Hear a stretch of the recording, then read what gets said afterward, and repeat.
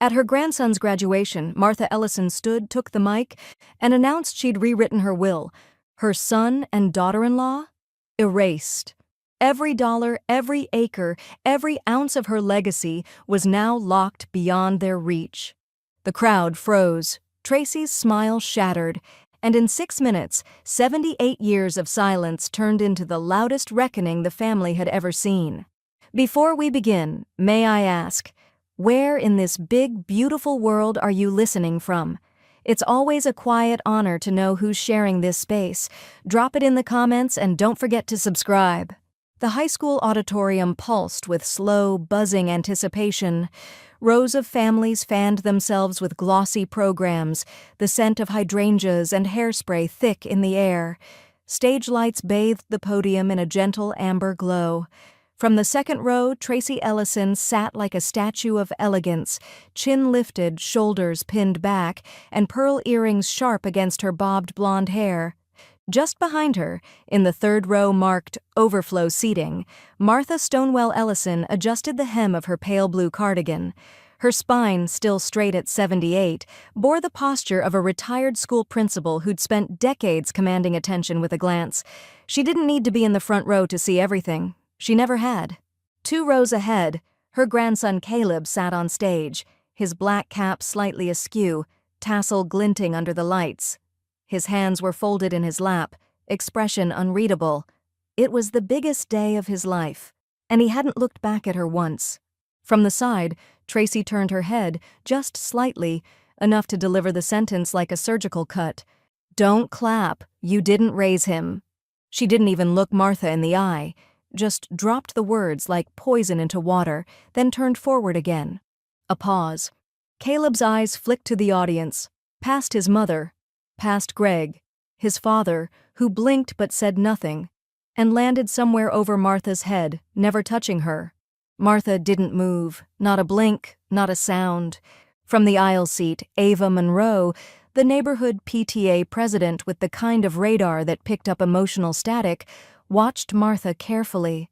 Her brows pulled together, a whisper of something like concern crossing her face. She elbowed her husband lightly, but he was too absorbed in the unfolding ceremony to notice.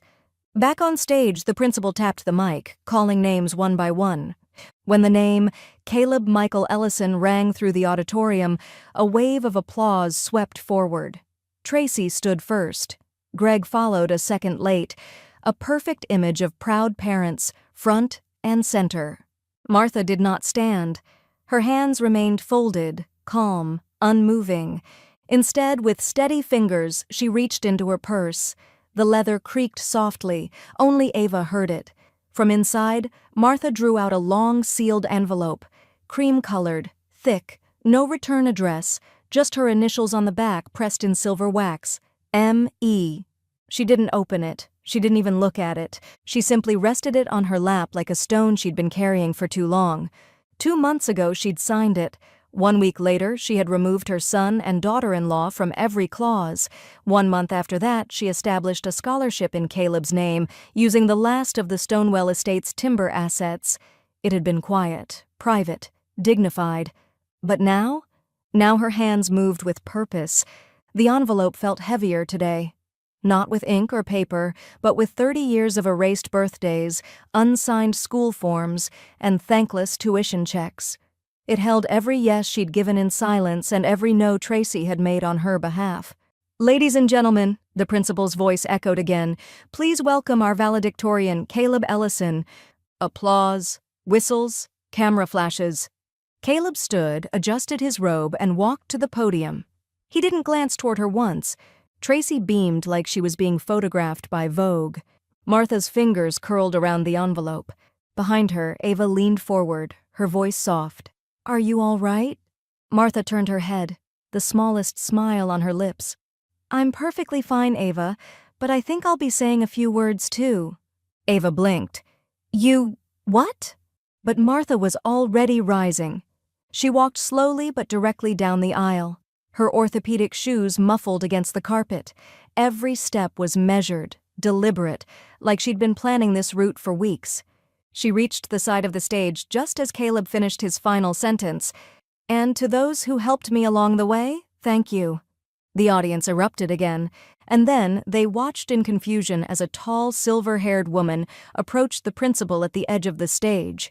He leaned down. She whispered something in his ear. He hesitated. Martha handed him a folded card, her official invitation to the ceremony, a badge of legitimacy. Then slowly, reluctantly, he stepped aside. Martha took the microphone. Dead silence. Tracy's hands froze mid-clap. Greg sat back down, unsure of what to do with his face. Caleb stood at the edge of the stage, unsure whether to stay or walk off. Martha looked out over the sea of eyes. Her voice, when it came, was calm, clear, and utterly unshaken. "My name is Martha Ellison. I'm Caleb's grandmother. Some of you know me, most of you don't. And I suppose that's fitting." She paused. Then she slowly held up the envelope. "I brought something today. Not a speech, not a gift, just a truth." Tracy's eyes widened. Ava inhaled sharply, and Martha began to open the seal. The seal cracked with the soft finality of something that couldn't be undone. Martha didn't flinch. She didn't rush. She unfolded the document with quiet precision, her fingers smoothing the parchment as if it were sacred scripture. In a way, it was her truth, notarized and weighty, a lifetime folded into clauses and subclauses.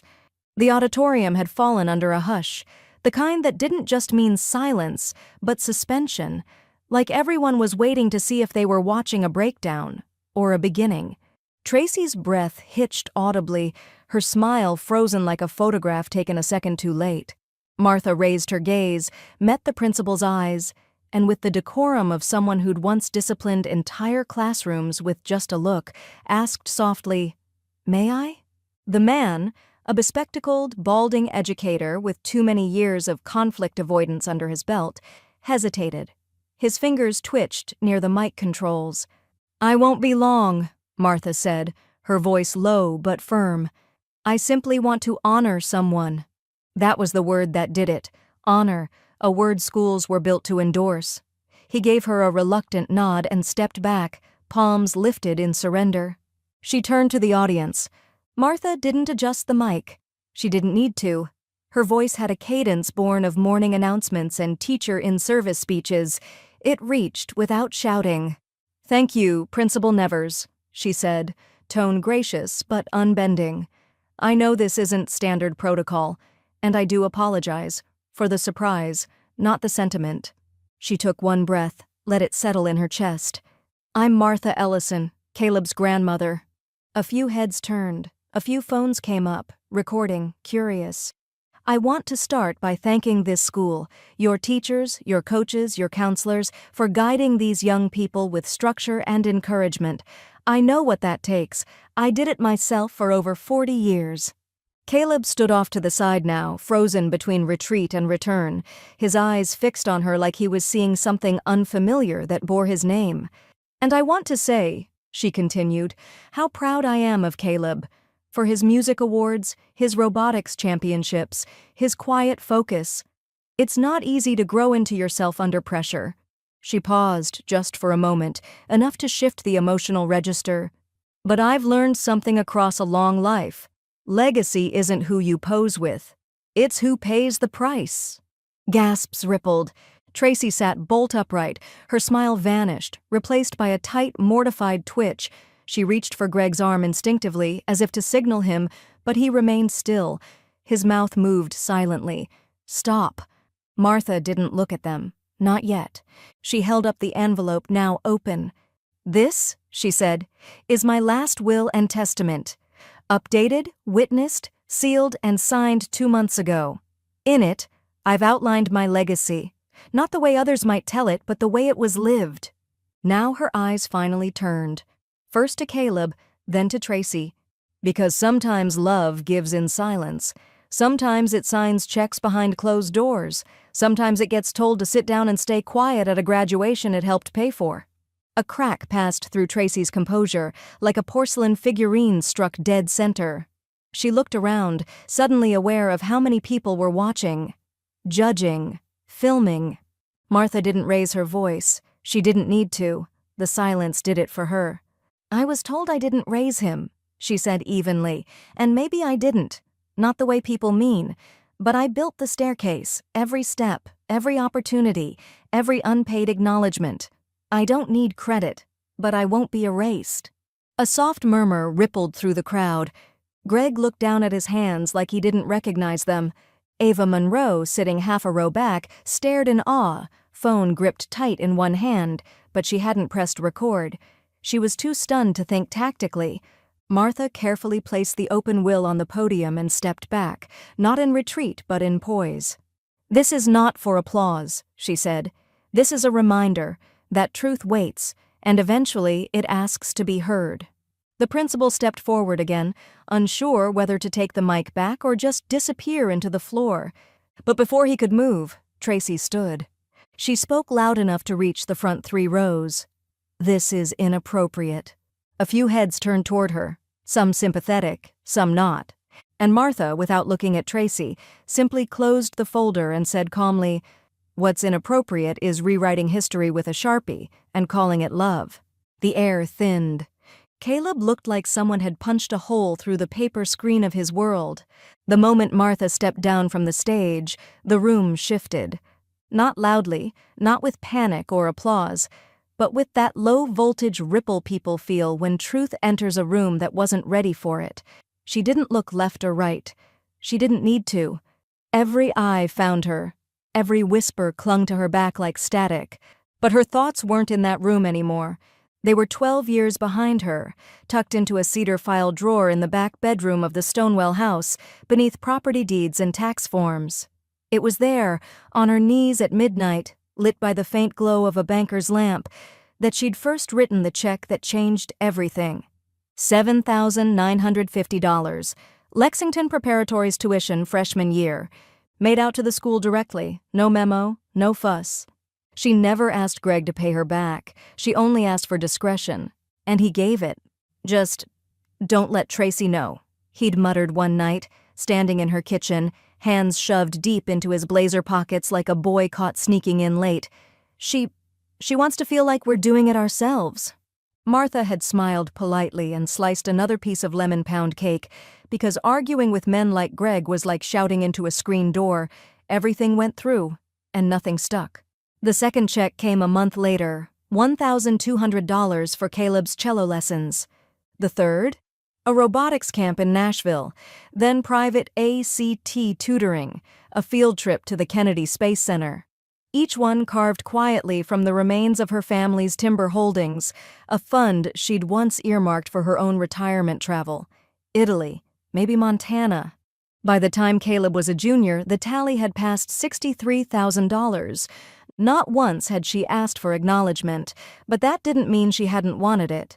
She remembered one spring evening, standing at the back of an auditorium not unlike this one, watching Caleb bow after a cello solo that had brought a dozen parents to tears.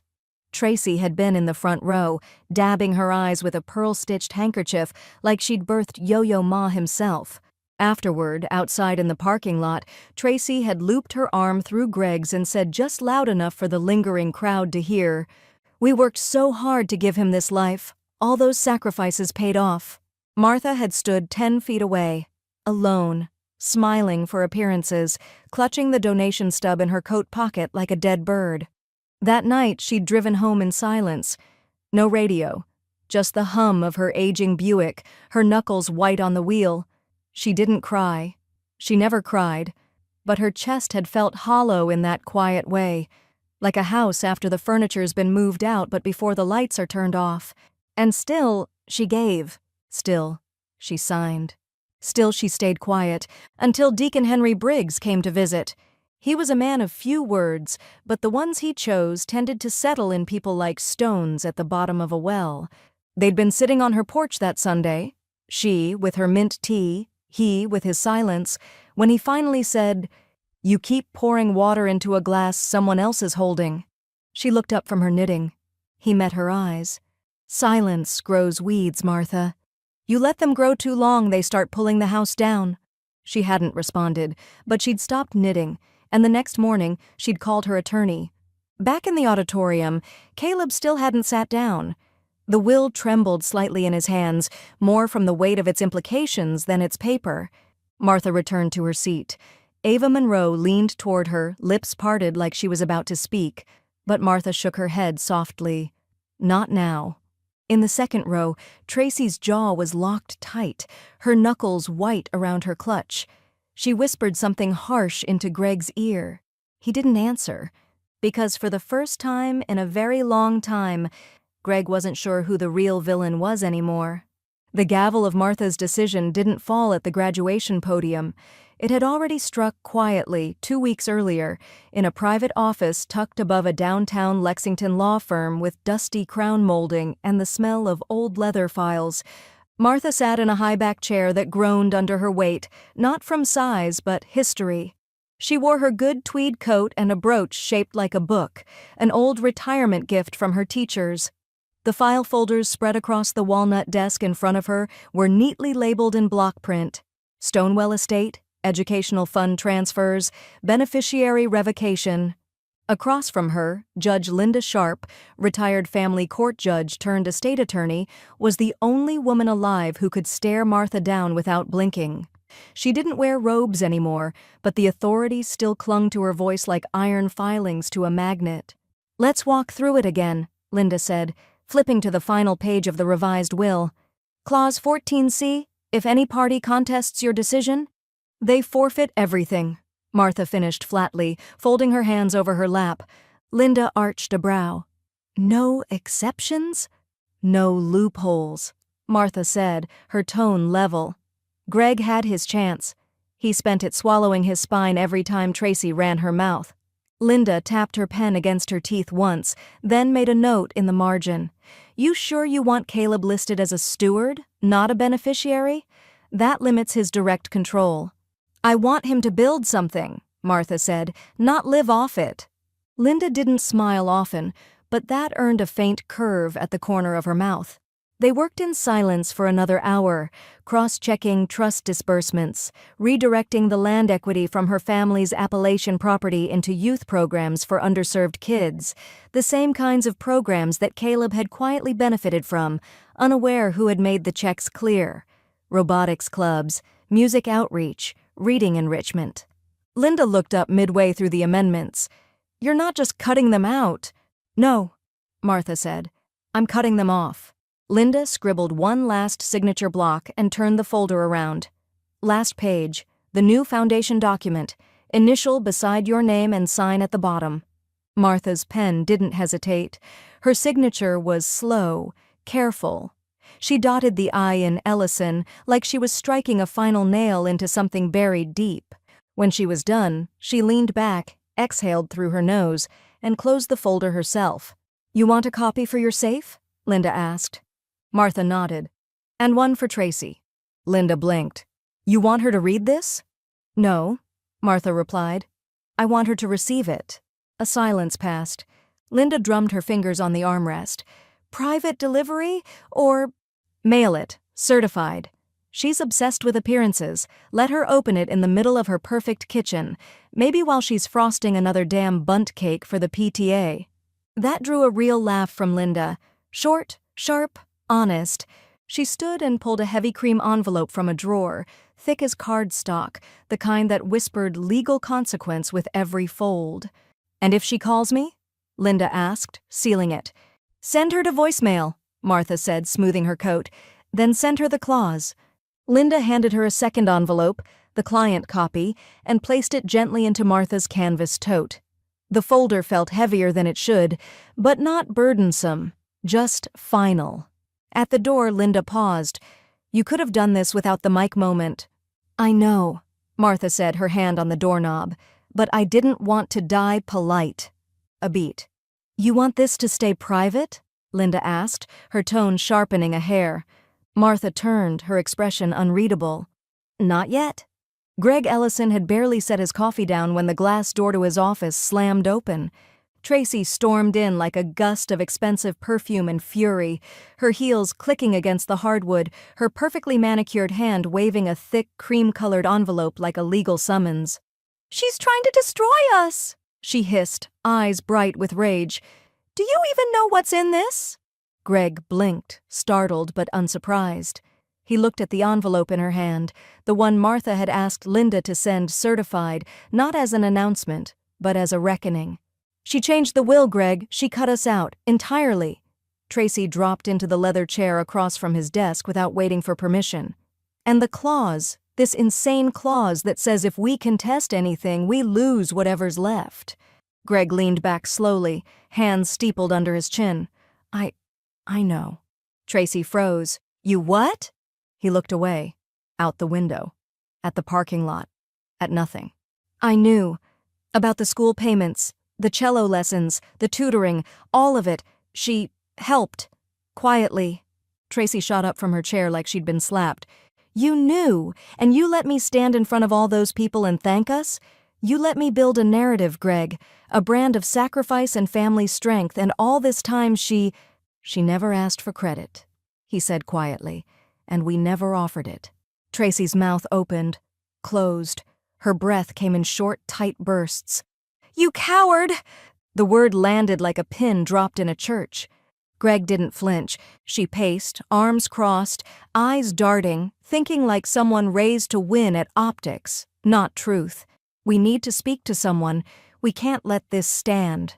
Greg said nothing, so she pulled out her phone and dialed their family attorney. Across town, Linda Sharp answered on the second ring. "Hi, this is Jennifer Sullivan, representing Gregory and Tracy Ellison. I'm calling about the recent estate amendment sent to my clients." Linda cut in. "It's enforceable," she said, cool and precise. A silence stretched over the line. I haven't even told you what I'm asking," Jennifer replied, voice faltering. "I know. And it's still enforceable," Linda said. "My client's documents are airtight, witnessed, and properly filed. Clause 14C is standard in preventative estate revisions. Any legal contest will result in immediate forfeiture. I suggest your clients read more carefully before they try to rewrite history in court." Then Linda hung up. Back in Greg's office, Tracy stared at her phone like it had betrayed her. Greg rubbed his eyes. "Maybe it's not about us anymore." Tracy whipped around. "Everything is about us. Do you know how this looks?" He looked at her, and for the first time in years, he didn't try to soften what he said. "It looks like someone's finally tired of being erased." Tracy's face twisted into something unfamiliar, something unguarded. For a second, it looked like she might cry, but she didn't. She buttoned her coat and stormed out without another word. That same afternoon, while the Ellison home simmered with tension and calls to damage control, Martha stood in the Lexington Public Library's historical wing with a quiet smile on her face. A new plaque had just been installed in the foyer, the Caleb Ellison Emerging Scholar Fund, sponsored anonymously. The first recipients, a pair of 7th graders from the East Side, would start robotics camp in June. Ava Monroe, watching from across the atrium, leaned toward the librarian beside her and whispered, "She lit a fire under the HOA and I'm loving it." Later that night, Greg sat alone in his car in the driveway, the house lights warm behind him, the porch empty. He scrolled through his texts. One sat unread at the bottom of the screen, from Martha. "You didn't stand up for me. I'm standing for myself." It was just past 9 when Martha heard the knock. 3 soft taps, polite, as if the visitor wasn't sure if they deserved to be there. She didn't move at first. Let the sound settle, see if it would go away. But it came again. This time, steadier. Through the window, porch light casting soft gold across the hedges. She saw him. Greg, suit wrinkled, tie loosened, coat draped over one arm like a man who'd driven too far in silence. Martha opened the door slowly, not cold, but not warm either. Her presence filled the doorway with quiet authority, as it always had. "Evening," he said. She nodded once, wordless, then stepped aside. Greg walked into the living room like a man visiting a museum, cautious, reverent, afraid to touch anything. The house hadn't changed, the same books on the shelf, the same crochet runner across the back of the couch. But something was different, like the air had shifted loyalties. "I didn't come to fight," he said, standing near the fireplace. "I came to explain." Martha said nothing, just sat in her armchair and waited. Greg cleared his throat. "Tracy, She was just overwhelmed. Everything's always been pressure with her. Status, image, the school, the clubs, the fundraisers. She was trying to keep it all together. "And I was invisible," Martha said calmly. Greg blinked. "That's not what I meant. But it's what you allowed." Her voice wasn't sharp. That would have been easier. No, it was measured. Each word placed like a brick in a wall he'd never climbed. Greg lowered himself onto the couch, hands folded. "I should have said something." "You never said anything. Not when she stopped inviting me to his birthdays. Not when I was told to wait outside parent-teacher meetings. Not even when you let her take credit for things she didn't pay for." "I just wanted peace," he said, voice cracking slightly. "And I wanted dignity," Martha replied. "We both lost." Greg looked down at his hands, those same hands that had once held Caleb as a baby, shaking with nerves and hope. Now they just trembled. Martha stood and walked slowly to the cabinet near the window. She pulled out an old photo album, thick and worn at the corners, and brought it back. She placed it in his lap. He opened it. The first few pages were full. Caleb as a toddler, fingers sticky with cake. Caleb at 5, missing teeth and holding a Lego trophy. Caleb at 8, in a plaid shirt too big for his shoulders, arms wrapped around Martha's neck on the front porch. But somewhere near the 10th birthday page, the photos stopped. The rest of the album was blank. Greg ran his fingers over the empty pages. "That's when she cut me out," Martha said, sitting back in her chair. "So I cut the pictures." His mouth parted like he might speak, but he didn't. The weight of omission hung between them, 12 years of it, thick as smoke. "I didn't know how far it had gone," Greg finally said. "You knew enough," she answered. They sat there, the clock ticking softly behind them. Outside, a dog barked 2 houses down. Inside, grief settled into the cushions. Greg stood slowly, the album still in his hands. "I'm sorry," he said, voice raw. Martha didn't respond. She didn't need to. As he walked to the door, she watched him like she was seeing someone else's son, familiar but faded at the edges. He paused at the threshold, turned back. "Is there any way to fix this?" Martha's eyes didn't soften, but they didn't harden either. Not with words. It was early evening when Caleb showed up. No text, no call, just the sound of gravel crunching under worn sneakers as he made his way up the walk. Martha saw him through the lace curtain, but didn't move to open the door. Not yet. Let him knock. He hesitated at the top step. His hand hovered in the air like he was still deciding what this visit was. Then a soft knock, twice, unsure, different from Greg's, less practiced, more real. She opened the door. There he was. No cap and gown, no audience. Just a boy on the edge of manhood, with his mother's cheekbones and his father's posture, but something in the eyes was hers. "Hey," he said. She nodded. "Come in." He stepped into the living room, looking around like it held pieces of a puzzle he hadn't known he'd been solving his whole life. The smell of lavender oil, the framed quilt over the couch, a clock ticking softly in the corner. "I didn't know it was you," he said finally. She didn't ask what he meant. He knew she knew. "All those years," he continued, "the trips, the lessons, I thought—" He stopped. "She said it came from the family budget." Martha gestured toward the dining table. On it sat a worn accordion folder, its tabs labeled with surgical precision. Tuition, music, camps, travel, tutoring. She opened it slowly and slid it across the table. He sat. Hands trembling a little, he pulled out the first paper, a copy of a check to Lexington Preparatory, dated 9 years ago. Then another, $1,450 to a music conservatory. Then receipts for school supplies, airfare for a robotics regional in Ohio, handwritten notes signed, "For Caleb, quietly." There were letters, too. Some never sent. Notes to teachers requesting scholarship aid anonymously. A Christmas card from a cello teacher. "Thank you for helping Caleb grow. He's got the hands for greatness." He stared down at them, one after the other, the weight of them falling through his silence like bricks. "Why didn't you tell me?" he asked, voice hollow with hurt and awe. Martha sat across from him. Her posture hadn't changed, but her voice softened like silk warming in sunlight. "Love doesn't demand credit," she said, "but it remembers." He looked at her, really looked. Not past her, not through her, but at her. His lip quivered. "I'm sorry I didn't see it sooner." "You weren't supposed to," she said. "That was the deal." A beat of silence, and then, like a dam finally giving way, Caleb stood, pushed the papers aside, and pulled her into a hug, tight, tearful, wordless. His chin trembled against her shoulder. She held him, one arm across his back, the other gently resting against his spine. Not maternal, not dramatic, just true. When he pulled back, there was salt on his face and something else in his expression, something deeper than guilt, something like gratitude. "I should have asked more questions," he whispered. "You were a child," she said. "They fed you a script. You didn't know it wasn't yours." He nodded slowly. Martha stood and began carefully tucking the documents back into the folder, not hurried, not hiding, just closing the chapter. She didn't mention the will. He didn't ask. Outside, the porch light flickered once and steadied. As he stood to leave, Caleb paused in the doorway.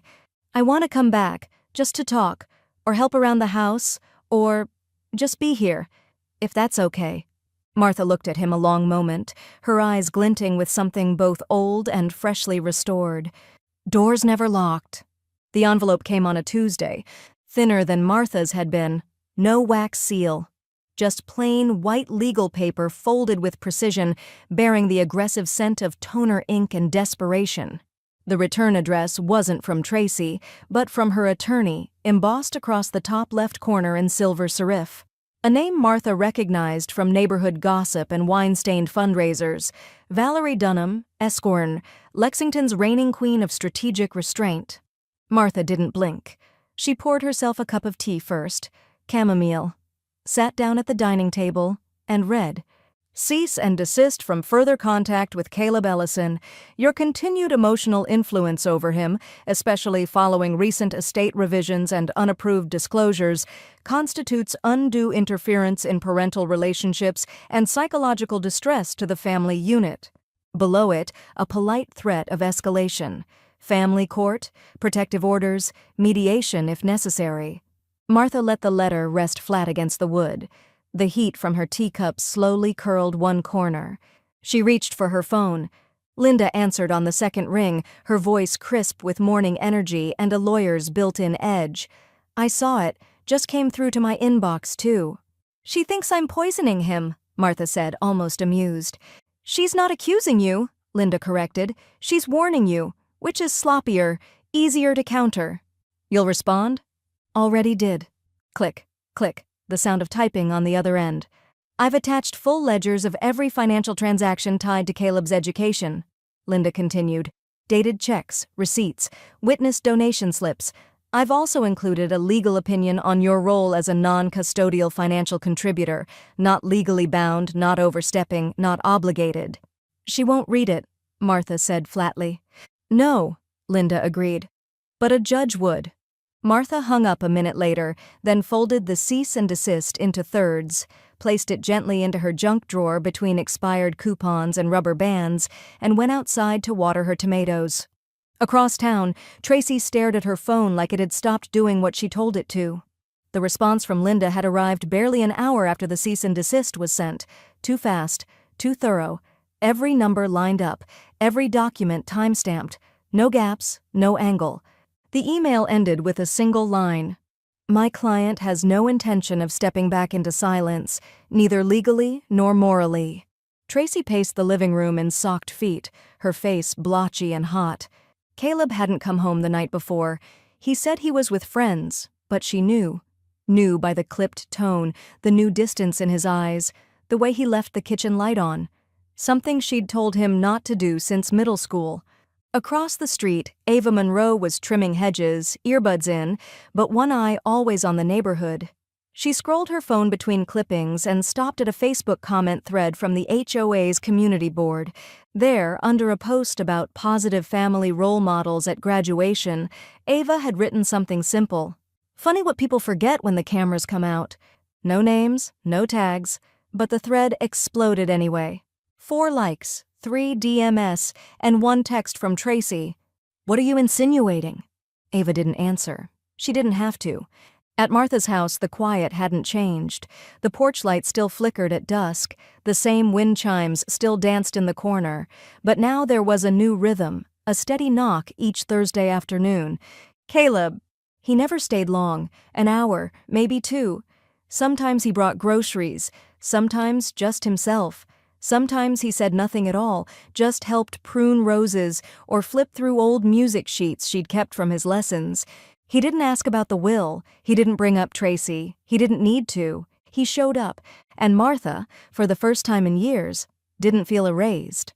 Across town, Tracy sat alone in her kitchen, the silence thick with performance fatigue.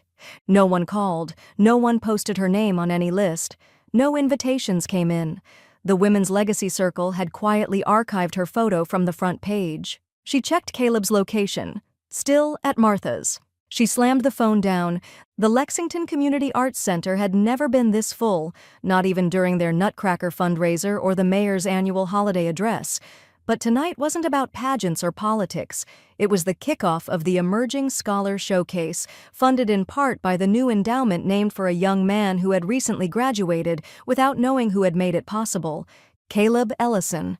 He stood backstage now, fidgeting with the button on his shirt cuff, trying to shake the feeling that everyone out there expected something from him. But he wasn't the one giving the speech tonight. Martha was. He glanced through the curtain. She sat in the front row, calm and composed, wearing her navy blazer and the string of pearls she hadn't touched in a decade. Ava sat beside her, phone in hand, thumb hovering over the record button.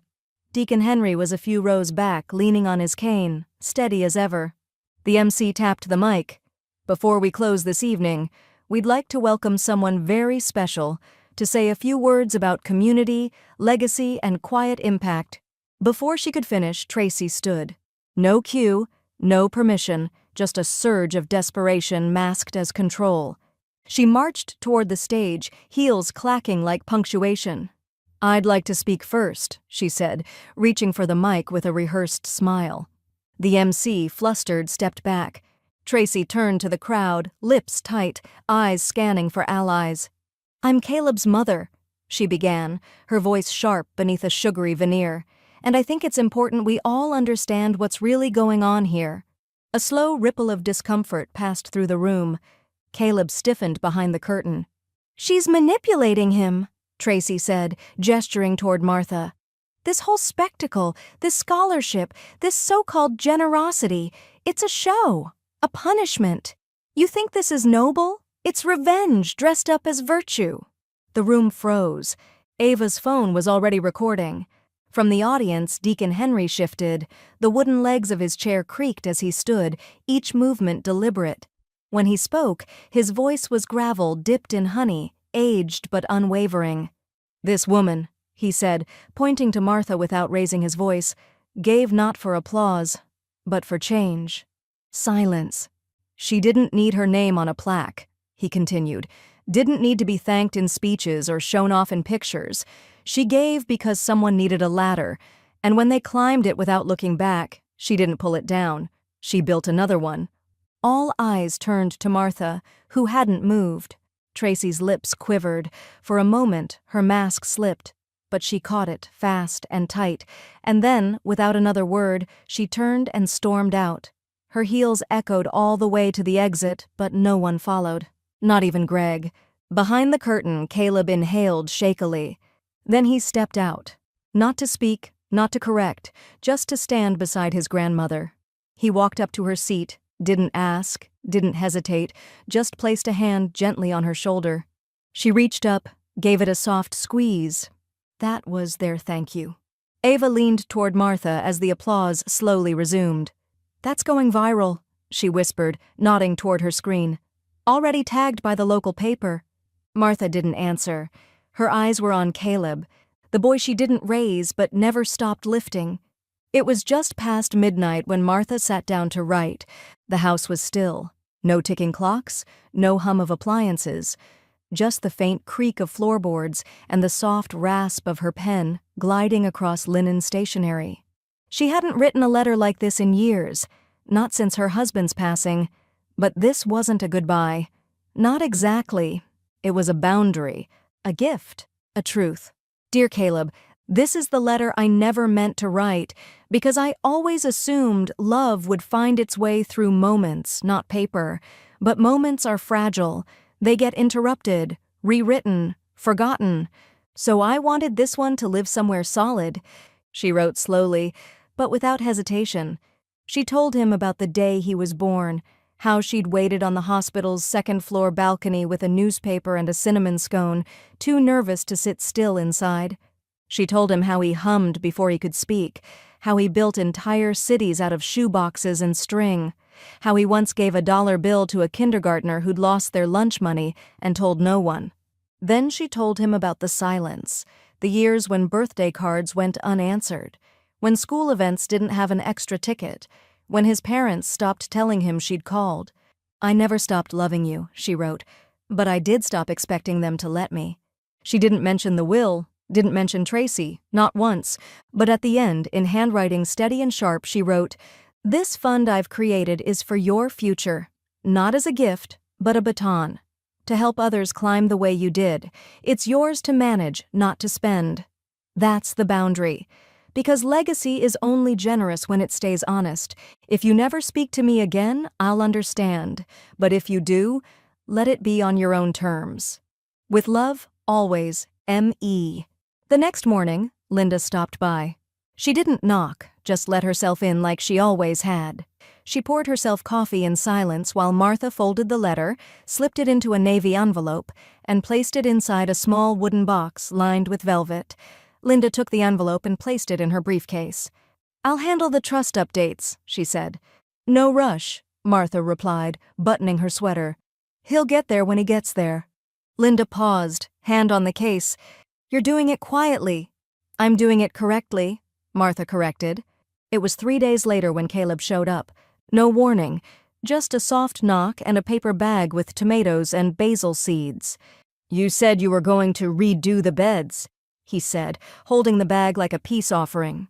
Martha didn't speak, just opened the screen door wider. They spent the afternoon in the backyard side by side, hands deep in soil. No big words, no lectures, just quiet coordination, the kind that lives in people who've decided there's nothing left to prove. At one point, he looked up, dirt under his nails, and asked, "Did you always know I'd come back?" "No," she said simply, "but I planted things anyway." He smiled. A real one. The first she'd seen since he was 10. When they finished, they sat on the porch with lemonade and aching knees, watching a bee hover over the fresh tomato starts. Caleb didn't mention the letter. But his eyes did. There was something heavier in them now, but steadier too, like he'd read a version of his own story that finally made sense. Martha reached over, brushed a speck of soil from his cheek. "You missed a spot." He laughed, unexpected, bright. It filled the space between them like music from a closed room finally opened. She didn't cry, but she smiled in a way she hadn't since before he knew what the word legacy meant. Linda Sharp didn't dress for war. She dressed for finality. Black turtleneck, slate gray slacks, no jewelry except her wedding band from a husband gone nearly a decade. Her hair pulled into a no-nonsense bun. The folder in her briefcase wasn't thick, but it was dense, with proof, precedent, and time-stamped truths. The motion that had been filed by Valerie Dunham, Tracy's attorney, was thin. A last grasp at something that had never belonged to them in the first place. The language was vague: emotional coercion, misrepresentation of financial boundaries, undue influence over a legal heir. Linda read it once, then twice, just to be sure it was as desperate as it seemed. By noon, she'd filed her reply with the Fayette County Superior Court. 17 pages, every clause cited, every amendment tracked, every donation documented. Clause 14C was printed in bold at the top of page 3. Any party who challenges this estate in part or in full shall forfeit all associated privileges, claims, and designations as outlined in appendices A through E. There was no room for ambiguity, no cracks to slip through. The court declined Tracy's challenge the next day. No hearing, no mediation, no press release.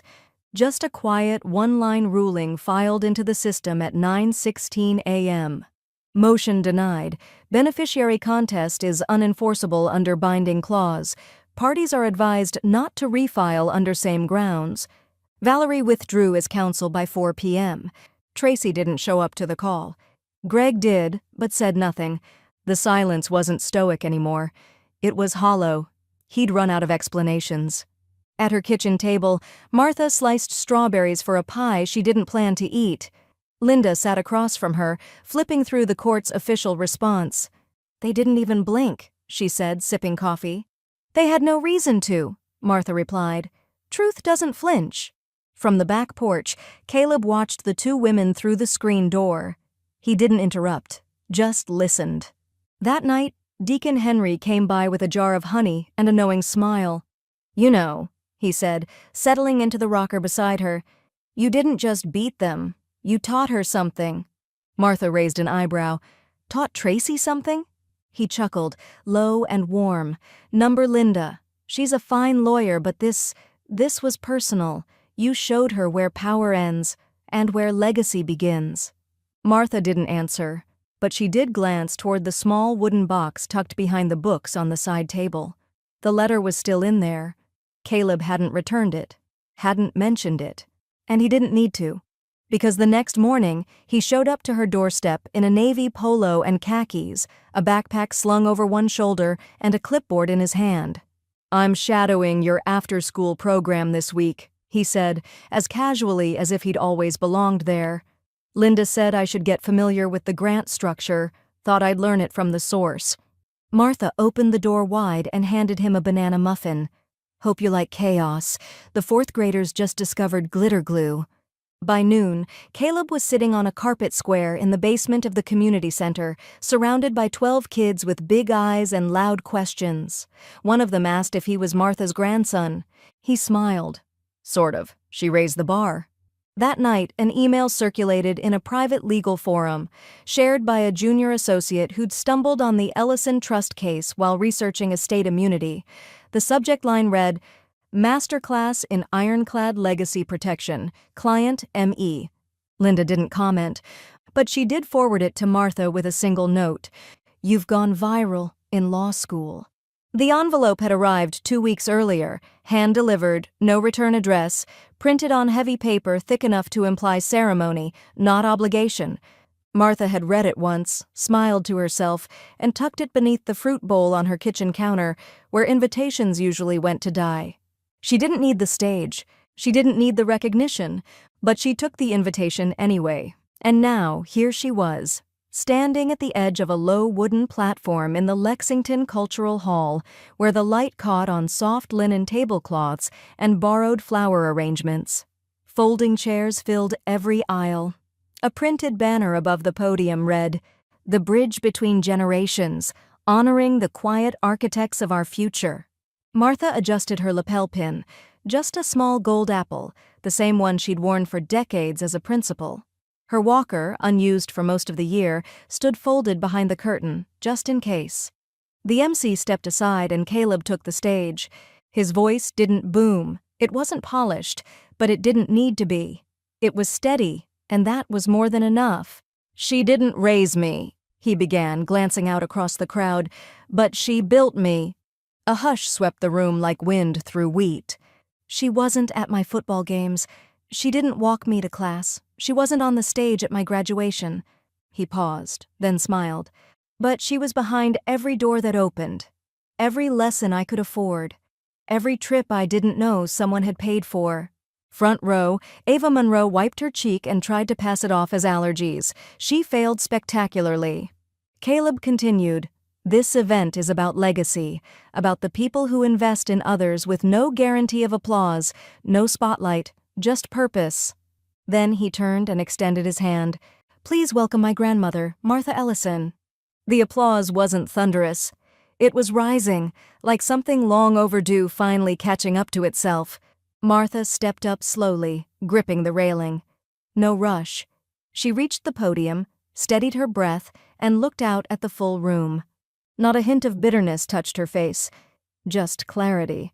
"I've never been good at short speeches," she began, "but life has a way of giving you long stories whether you asked for them or not." The crowd chuckled softly, leaning in. "I spent years believing legacy was something we left after we were gone, but I've come to believe it's something we choose while we're still here." Her gaze landed on Caleb, sitting now near the edge of the stage.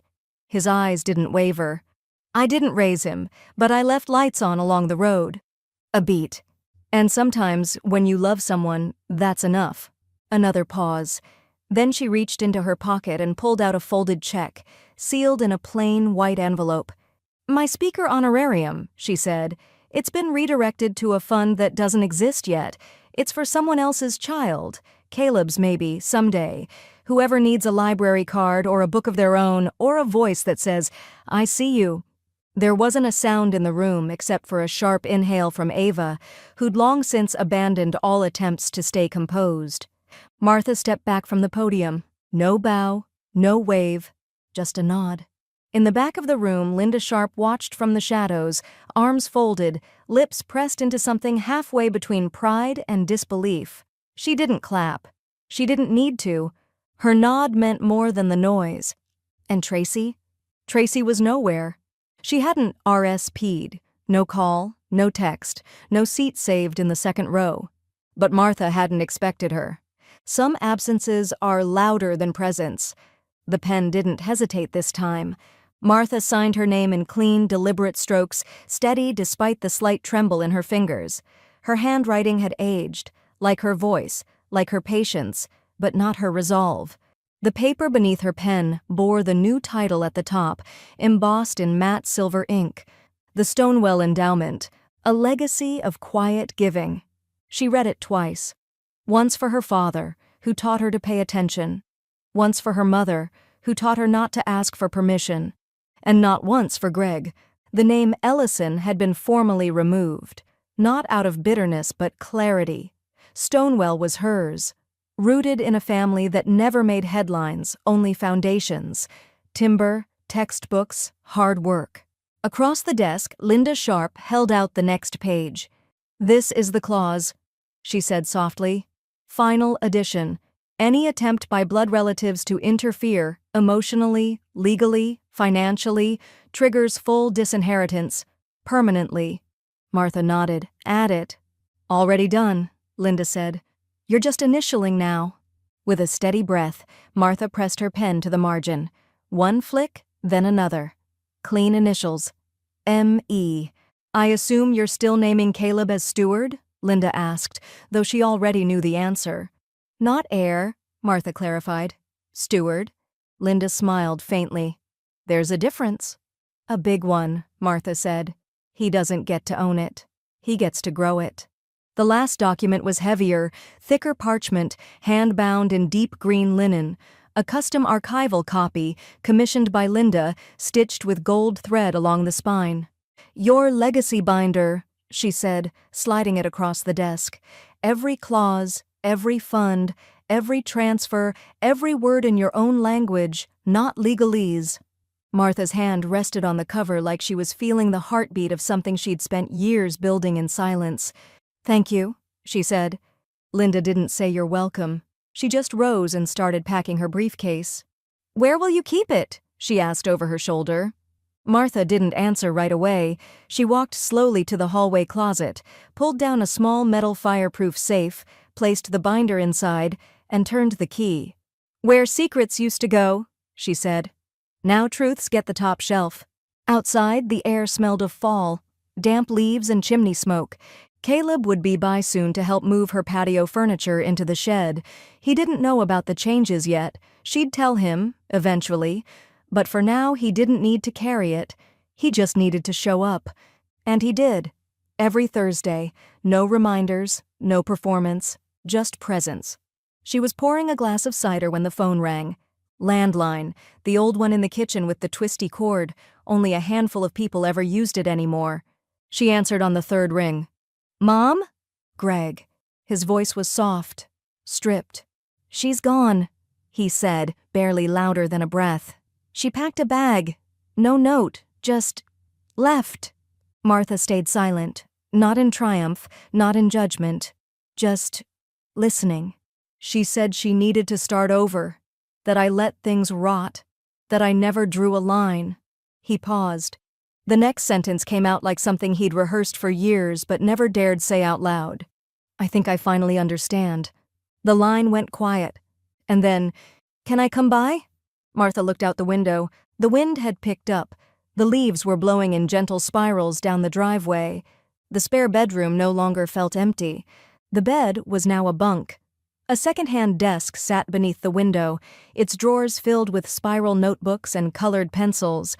On the wall, a corkboard bore a collage of class schedules, robotics flyers, and a crooked photo of 3 grinning teens in matching community center t-shirts, 2 of whom now called Martha's house their weekday home. It wasn't foster care, it wasn't a program, it was presence. She kept her rules simple: respect the house, wash your own dishes, and remember that silence was not a punishment here. Each morning, they left quietly for school, backpacks slung, earbuds in, muttering sleepy goodbyes through bites of toast. Each evening, they returned with questions about FAFSA, calculus, or how to get dried paint out of denim. And somewhere in the rhythm of those comings and goings, the house changed. It softened. It breathed again. The kitchen table, once set for 1, now hosted 4, sometimes 5, when Caleb dropped by on weekends from his dorm in Cincinnati. Martha never raised her voice. She didn't have to. The air around her still commanded pause. It was late October when Greg knocked again. He didn't call this time, didn't ask, just arrived, with a paper bag of apple cider donuts and hands shoved deep in his coat pockets like a man visiting an old crime scene. She opened the door. Their eyes met, his rimmed with exhaustion, hers unreadable. I brought these, he said, holding out the bag like an offering. Thought, maybe. She stepped aside. No welcome, no resistance, just room. In the kitchen, she poured 2 cups of coffee. No sugar, no fanfare. They sat across from each other in a silence that wasn't cold, but wasn't warm either. Just neutral, honest. Greg looked around. The fridge had drawings on it, crayon sunrises and penciled guitar chords. Someone's college acceptance letter was tacked to the bulletin board near the pantry. "You're really doing this?" he said. Martha nodded once. He looked down at his coffee. "She said I let things rot," he muttered. "Maybe I did." Martha sipped quietly. "She said I never stood up to her." "You didn't," she replied without edge. He didn't argue. They drank in silence, the clink of a spoon against ceramic the only sound between them. "I'm not here to fix it," he finally said. "I know it's not mine to fix." "Then we understand each other," Martha said, setting her mug down. He nodded. "Can I visit sometimes?" "Not for me," she said. "For them." She gestured toward the hall where 2 backpacks leaned against the wall. Greg looked again, this time seeing. Right. They didn't hug, didn't reach across the table, but when he left, he took off his shoes at the door. That same evening, Caleb stood by the front step with a duffel slung over his shoulder. He was headed back to school after a long weekend. Midterms, he said, and a group project that wasn't going to carry itself. He hugged her long. Not hurried, not performative. Just long. She patted his back twice before he pulled away. "You'll be all right," she said. He nodded. "You always are." Before he turned, he handed her a small paper envelope. Inside was a photo, the one from the keynote, mid-applause, Caleb's hand on her shoulder, both of them lit by the soft spotlight of acknowledgement, a moment neither of them had planned, but both had needed. Martha turned the photo over. On the back, in Caleb's handwriting, "Thank you for building the stage. I'll keep the lights on." She didn't cry, but she did press the photo gently into the frame Ava had delivered earlier that week. It was simple. White border, no plaque, no caption. It now sat on the mantel above a house full of quiet noise. The building was modest, brick-lined, 2 stories, repurposed from a former DMV, and now humming with a quieter kind of traffic, volunteers, tutors, restless teenagers, and soft-spoken adults who knew what it meant to need a place to start over. The sign above the main entrance read in clean serif, "The Stonewell Foundation for Youth Equity, established 2025. It was the launch ceremony. Folding chairs once again, a podium borrowed from City Hall, paper programs printed 2 days late because the printer jammed twice. Ava had nearly thrown the whole tray across the room. Martha stood at the front in a navy coat, flanked by fall chrysanthemums and framed by people who were never family but had become something better: infrastructure. Caleb stood nearby in a tailored shirt and jeans, a man now, but one who still turned toward her when the nerves kicked in. Linda stood to the left, arms crossed, a pearl pin at her collar. Ava next to her in oversized sunglasses she swore were for sun glare. But everyone knew better. And Deacon Henry, leaning against the back wall, hat in hand, smile soft and unshakable. There were no reporters, no streamers, just community, just roots. Martha stepped to the mic. No introduction needed. She scanned the room, not for Tracy, not for Greg. They were never coming. But the room didn't feel lacking. "I used to think legacy was a thing written after us," she began. "Something others decided on our behalf." She paused. Let the quiet settle. "But I've come to believe that if we wait for others to write our legacy, we'll be edited out of it." Heads nodded across the crowd, a few murmurs of agreement, a tissue passed. "I gave where I could," she continued, "not because I was asked, not because I was owed, but because I was present." Another pause. "I am not here today because of blood. I'm here because of choice, because this city, this street, this building, this room taught me that the most lasting roots grow under concrete. You water them long enough and they break through." She turned slightly, her eyes finding Caleb in the front row. "Blood forgets," she said, voice unwavering, "but history remembers generosity." A breath passed. Then she stepped back. Applause didn't erupt. It rose, like steam from something slow and well-stirred. Then Caleb stepped forward, hands slightly trembling, a folded piece of paper in his grip. "She wouldn't tell you this," he said, voice low but steady, "but she writes poetry." A small chuckle from the front row. "She doesn't call it that. She calls it word-keeping. But I found this in the margin of one of her journals. She wrote it years ago. I asked if I could read it. She didn't say yes, but she didn't say no." He unfolded the paper. "Let them say. I did not ask permission to pour light where they'd planted shadow. Let them say. I did not lower my voice to make others comfortable in their forgetting. Let them say. I gave anyway. And that somewhere, someone grew." Caleb's voice caught on that last word, but he finished it. Ava wiped both cheeks. Linda swallowed hard, jaw flexing. Deacon Henry nodded once and closed his eyes. The plaque behind the podium was uncovered an hour later. Etched in steel it read, "In honor of the woman they erased, and the legacy she built anyway." After the event, Martha didn't linger. She thanked the volunteers, hugged Ava without ceremony, nodded at Linda, and accepted a soft pat on the arm from Deacon Henry. Then she walked home, alone. No crowd, no motorcade, no fanfare, just the sound of shoes on sidewalk, the smell of distant chimney smoke, and the feel of wind curling under her sleeves. At the garden gate, the hinges gave a familiar creak, one she hadn't bothered to oil in months. She smiled at it. Routine was better than applause. She opened the door. Inside, the house waited, quiet, lived in, whole. The framed photo of her and Caleb still sat on the mantel. The safe still held the documents. The bunk bed still had last week's laundry piled up on the bottom bunk. She exhaled. And in the quiet, not in triumph but in truth, the final line unfolded like a page she'd written years ago but never dared to say out loud. She didn't raise him. She raised the mic.